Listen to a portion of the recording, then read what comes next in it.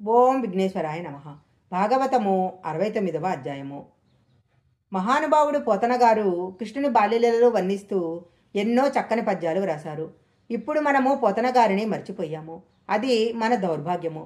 కనీసము ఒక గ్రామంలో కానీ పట్టణంలో కానీ పోతనగారి విగ్రహం లేకపోవటము చాలా విచారించాల్సిన విషయము. పిల్లలకు ఈయన పోతనగారు అని చెప్పటానికి ఇళ్లలో ఫోటో లేని దరిద్రానికి తెలుగు జాతి దిగజారిపోయింది. అందరి ఇళ్లలోకి కృష్ణుడు వెళ్ళిపోయేవాడు. అందరి ఇళ్లలో ఉన్న నెయ్యి వెన్న అన్నీ తినేసేవాడు. ఎవరైనా తన మీద నేరాలు చెప్తే అమ్మ నమ్మకుండా ఉండాలని బయటే మూతంతా శుభ్రం చేసుకునేవాడు.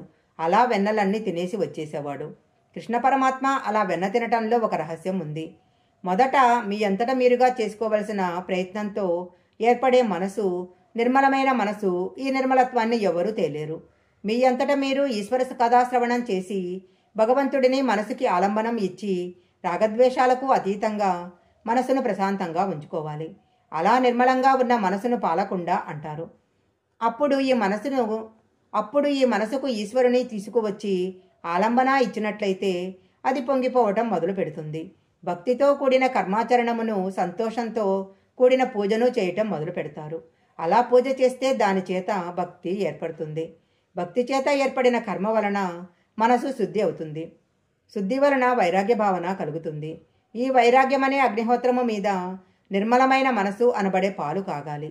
ఈ పాలు ఎర్రటి త్వరక కడతాయి. కమ్మటి పాలు నిర్మల కైంకర్యము అయిన మనసు వలన, భక్తి వలన వైరాగ్య భావన అనే అగ్నిహోత్రం మీద కాగి ఉన్నాయి. ఇప్పుడు ఈ పాలు పెరుగవ్వాలి. పాలను పెరుగుగా మార్చాలంటే పెరుగు కావాలి. పెరుగే పాలను పెరుగుగా మారుస్తుంది.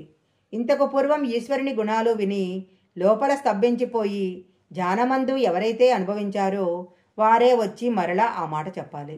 గురువు యొక్క ఉపదేశం వినాలి. పెరుగు పాలలోకి వచ్చి తోడుకుంటుంది. రమించిపోయి బోధిస్తున్న గురుపదేశము కదలని కుండలా పట్టాలి. ఈ పాలలోకి ఆ పెరుగు పడాలి. అలా పడితే ఆ పాలు తోడుకుంటాయి. గురువు ఎలా ఉంటాడో అలా శిష్యుడు తయారవుతాడు. అలా పరంపరగా గురువు వెనక గురువు తయారవుతాడు. పెరుగు గట్టిగా తోడుకున్న తర్వాత ఇప్పుడు మీరొక పని చేయాలి. ఇంతకు పూర్వం గురువులు చెప్పిన మాటలను చెవితో విని వదలటం కాకుండా వారు చెప్పిన మాటలను లోపల బాగా తిప్పాలి. ఈ తిప్పటమే మననము అనే కవ్వము. ఇది తిరుగుతుంటే పెరుగు చిలకబడుతుంది. గురువు వలన తాను విన్న విషయాలను కూర్చొని మనసు పెట్టి చిలికి ధ్యానం చేస్తుంటే ఆ చప్పుడు ఈశ్వరుడికి వినపడుతుంది. ఆయన వెంటనే వచ్చేస్తాడు. పెరుగును చిలికితే లోపల నుంచి వెన్న పైకి వస్తుంది, పైకి తేలుతుంది. వెన్నకు 2 లక్షణాలు ఉంటాయి. ఈ వెన్నను అగ్నిహోత్రం మీద పెడితే కరిగి నెయ్యి అవుతుంది. నీటిలో కానీ మజ్జిగలో కానీ వేస్తే పైకి తేలుతుంది.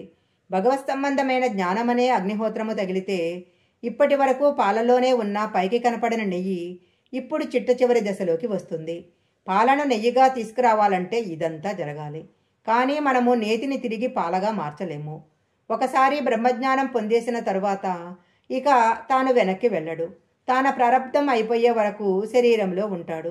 శరీరం పడిపోతూ ఉండగా అమ్మయ్య శరీరాన్ని వదిలేస్తున్నాను అని జీవుడు సంతోషిస్తాడు.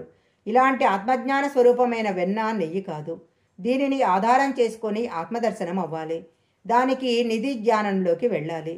లోపల వెన్న ఎవ్వరికీ పనికిరాదు. ఒక్క ఈశ్వరునికే పనికొస్తుంది. అంటే అత్యంత ప్రశాంతమైన ప్రదేశమందు కూర్చొని పరమేశ్వరుని ధ్యానం చెయ్యాలి. ఈ వెన్నను ఒక ఈశ్వరుడే తింటాడు. ఎవరూ కూడా దీనిని తినలేరు.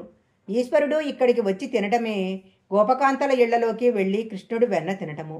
అప్పుడు ఆ భక్తి, ఆ వెన్న కృష్ణుడి స్పర్శ చేత జ్ఞానంగా మారుతుంది. అదే నెయ్యి.